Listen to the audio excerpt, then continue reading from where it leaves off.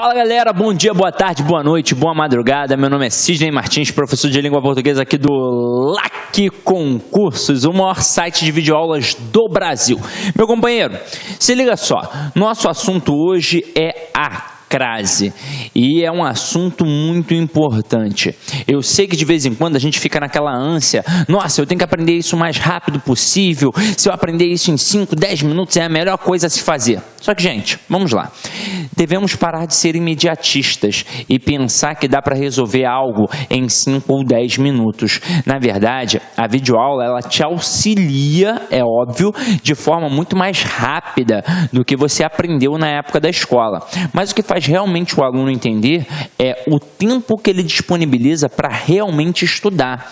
É pegar um assunto de crase e aprender a base. E depois, trabalhar em cima de exercícios e quantas vezes for necessário visitar novamente o assunto. Então, você deve ter paciência. Ninguém aprende alguma coisa de uma hora para outra. Para eu poder ministrar essa aula aqui para vocês e qualquer outro professor também chegar aqui e ministrar uma aula com calma, com excelência, com uma boa didática, passou muito tempo para poder aprender isso daqui. Então vamos trabalhar com calma e tranquilidade para que você nunca mais erre esse assunto. Afinal de contas, em qualquer prova de concurso público tem um assunto que sempre cairá, que é o assunto da crase. Então vamos lá. Para início de conversa, meu companheiro, vamos começar a entender o que é a crase. Se eu botar aqui, esse A e esse acentozinho aqui em cima e te perguntar o que significa esse acentozinho. Deixa eu até colocar maior aqui, Vou colocar assim, Tem muito aluno, eu tenho certeza disso, que vai falar assim, Sidney, isso é a crase. E não é. Na verdade, esse camarada aqui, para você que já sabe e você que ainda não sabe, vai saber agora, isso aqui é um acento grave indicativo do fenômeno de crase. E o que é o fenômeno de crase? O fenômeno da crase é um fenômeno de fusão entre duas vogais idênticas. Então aqui, eu vou ter a fusão do A com outro A. Agora, isso daqui não é o único processo que faz com que isso caia sempre nas provas de concursos públicos. Na verdade, quando eu falo de crase, eu tenho diversos casos de crase, tanto na língua portuguesa quanto em outras línguas. Só para citar como exemplo, a palavra dor que a gente conhece hoje em dia, ela já foi dolore, depois passou a dolor, depois a dor, até chegar à palavrinha como nós conhecemos, dor. Então, turma, quando chegou nesse momento aqui, dor, o que eu tinha aqui, duas vogais idênticas, e para se transformar na palavra dor, o que houve? Uma fusão entre duas vogais idênticas, isso é crase. Agora, será que isso daqui vai cair na tua prova de concurso público? Claro que não, a não ser que você vai fazer uma prova de especialização, mestrado ou doutorado na área de letras, ou que você já seja professor de língua portuguesa e vai fazer uma prova para o estado, para o município ou então para uma escola federal. Agora, se não for o caso, com certeza não vai cair isso na tua prova. Agora, por que este outro assunto aqui de crase cai bastante? Vamos lá. Aqui é um processo fonológico, beleza? É a fusão de duas vogais idênticas. Só que não é só isso. E geralmente o aluno falante comum, ele acha que é apenas isso, um processo fonológico. E é por isso que ele erra no dia da prova, porque ele acha que esse acento aqui se deve a uma força no A que na verdade não existe. Aí quando ele vai falar o A, quando ele sente que tem uma força maior, ele acaba confundindo, achando que aquilo realmente existe e ele acaba colocando um acento grave. E gente, esse processo de crase aqui não é só um processo fonológico, também é, mas é um processo morfológico e também um processo sintático.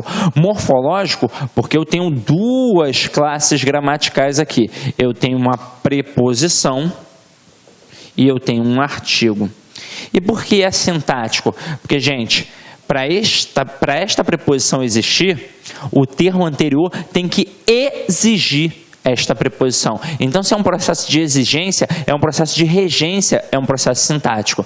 Então, isso daqui se deve ao fato de cair muito em concursos públicos. Agora, vamos trabalhar um negocinho que vocês aprenderam na época da escola, que foi um macetinho. Porque é o seguinte, eu vou ensinar hoje para vocês todos os casos, mas turma, para que haja crase, basta eu conhecer o anterior, tem que exigir a preposição a e o termo posterior admitir o artigo a. Logo mais, a gente vai ver isso nessa aula mesmo. Então, olha só. Se liga só o que vai acontecer aqui. Na época da escola, qual foi o macete que nós aprendemos? Nós aprendemos isso daqui, ó, substituir o a pelo ao.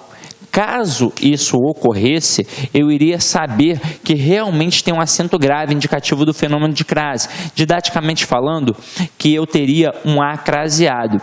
E isso foi um macete que nós aprendemos na época da escola. Detalhe, não é um macete, é apenas a constatação da regra geral. Aí, quando eu tenho esse ao, observa o que é o ao. O a é a preposição a e o o é o artigo o. Por que eu tenho o artigo o? Porque é uma palavra masculina. Então, se for uma palavra feminina, eu vou ter o artigo a. Então, nós vamos trabalhar em cima desse processo aqui para que você possa entender como é que se faz uma questão de crase, tá? Então, vamos lá, vamos para o primeiro slide para você poder entender isso daqui, meu companheiro. Já está aí no teu material, se não tiver, aliás, está, mas pega e vai sempre escrevendo, tá? Uma dica que eu sempre dou para o meu aluno é trabalhar a videoaula como se fosse realmente uma aula presencial. Pegar e copiar, fazer as devidas anotações, que assim ele vai massificando o conhecimento. Então vem aqui comigo, ó. Regra geral, haverá crase sempre que o termo anterior exigir a preposição a e o posterior admitir o artigo a. Então, turma, por que muita gente erra no dia da prova? Porque o aluno ele tem o hábito de olhar só para o termo anterior. E a banca sabe disso. Então, o camarada coloca o termo anterior exigindo a preposição a.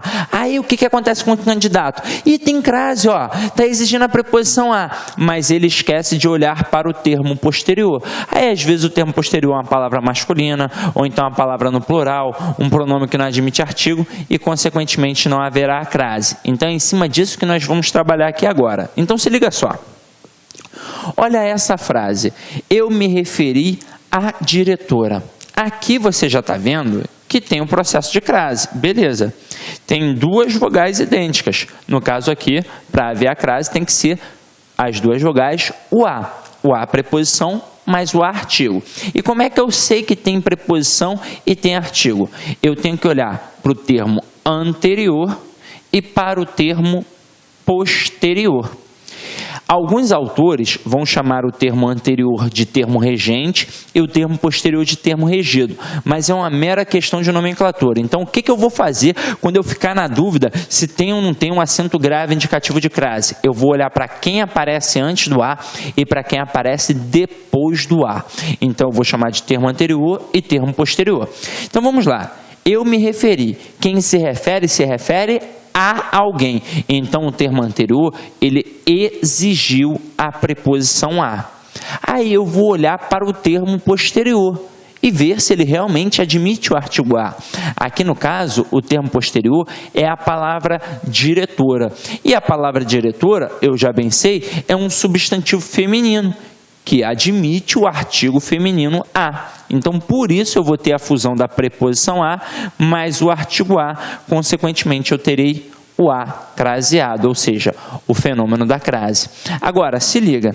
Se no dia... Olá, meus amigos, minhas amigas. Sou o professor Luiz Antônio Carvalho e com muito prazer, muita satisfação, quero fazer um grande convite para vocês, para todos aqueles que estão estudando para o concurso da Universidade Federal do Rio Grande do Norte 2016 para o cargo de assistente em administração.